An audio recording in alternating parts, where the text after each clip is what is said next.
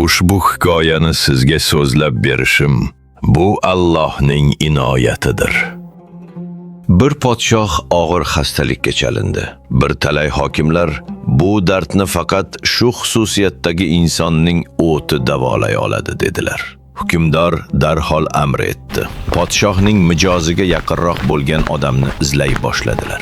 Oxiri shunday xislatga ega yosh o'spirin yigitni bir qishloqdan topib keltirishdi. Hukmdor yigitning ota-onasini chaqirtirdi. Ularga hadiyalar berib mamnun qildi va rizoligini oldi. Vakolatli qozilar podshoh esonligi uchun xalqdan birining qonini to'kmog'i uyg'undir degan qaror chiqarishdi. Berahim jallod darhol hoziru nozir bo'ldi.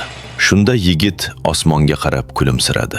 Bundan ajablangan shoh darhol o'zing o'limga ketyapsan. Beg'am bo'lib kulishingni boisini seni kim kuldiryapti deya so'radi. Shunda yigit podshohga qarab, bolaning erkaligini kim ko'taradi? Ota-ona. Meni ular hozirgina mol dunyo uchun o'limga sotib ketdilar. Davoni kimga qiladilar? Qozilarga. Qozi o'limimga fatvo chiqardi. Adolatni kimdan istaydilar? Podshohdan. Podshohga esa mening o'limim kerak. Shuning uchun osmonga qarab, ey Allohim, yolg'izning yori o'zimman deganding. Mana men yolg'iz turibman. Sendan boshqa sig'inadiganim yo'q deya kulib turgandim, dedi. Bu gaplarni eshitib, shohning qalbi erib, ko'zlaridan yosh oqdi. Bir begunohning qonini to'kib, yana qanchalik umr ko'rardim.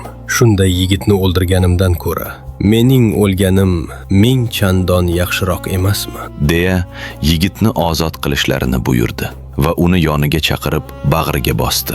Yuz ko'zlaridan o'pib, yigitga hisobsiz darajada hadiyalar berdi.